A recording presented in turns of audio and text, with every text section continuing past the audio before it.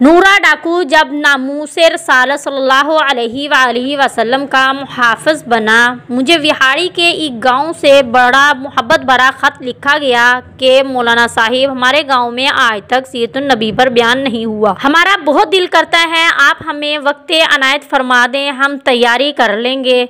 मैंने मोहब्बत भरे जज्बात देखकर ख़त लिख दिया कि फ़लाँ तारीख को मैं हाज़िर हो जाऊंगा। दिए गए वक्त पर मैं फ़कीर ट्रेन पर से उतरकर टांगे पर बैठकर गांव पहुंच गया तो आगे मेज़बानों ने मुझे हदिया पेश करके कहा, मौलाना आप जा सकते हैं, हम बयान नहीं करवाना चाहते। वजह पूछी तो बताया कि हमारे गाँव में 90% कादियानी हैं। वो हमें धमकियां देते हैं कि ना तो हमारी इज्जतें, ना माल, ना घर बार महफूज रहेंगे अगर सीरतुन नबी पर बयान करवाया तो। मौलाना हम कमज़ोर हैं, गरीब हैं, तादाद में भी कम हैं, इसलिए हम नहीं कर सकते।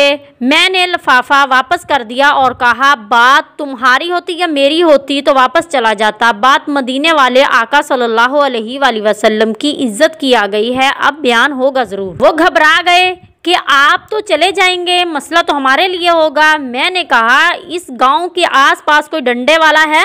उन्होंने बताया कि गांव से कुछ दूर नूरा डाकू है, पूरा इलाका उससे डरता है। मैंने कहा, चलो मुझे ले चलो नूरे के पास। हम नूरे के डेरे पर पहुंचे। देखकर नूरा बोला, आज खैर है मौलवी क्यों आ गए ने? मैंने कहा, बास सल्लम की इज्जत की आ गई है, तुम कुछ करोगे? मेरी बात सुनकर नूरा बिजली की तरह खड़ा हुआ और बोला, मैं डाकू ज़रूर हाँ पर बेगैरत नहीं हाँ।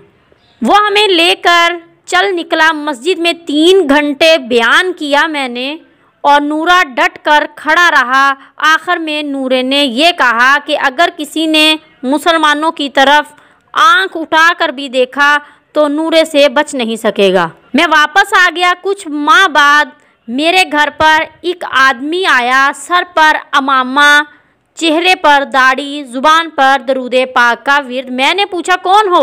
वो रो कर बोला, मौलाना मैं नूरा डाकू हूँ। जब उस दिन मैं वापस घर लौटा, जाकर सो गया। आंख लगी ही थी, प्यारे मुस्तफ़ा सल्लल्लाहु अलैहि वसल्लम मेरे ख्वाब में तशरीफ़ लाए, मेरा माथा चूमा और फरमाया, आज तूने मेरी इज्जत पर पहरा दिया, मैं और मेरा अल्लाह जल्ला जलालुहू तुम पर खुश हो गए हैं। अल्लाह जल्ला जलालुहू ने तेरे पिछले सब गुनाह मुआफ़ कर दिए हैं। मौलाना साहिब, इसके बाद मेरी आँख खुली तो सब कुछ बदल चुका था।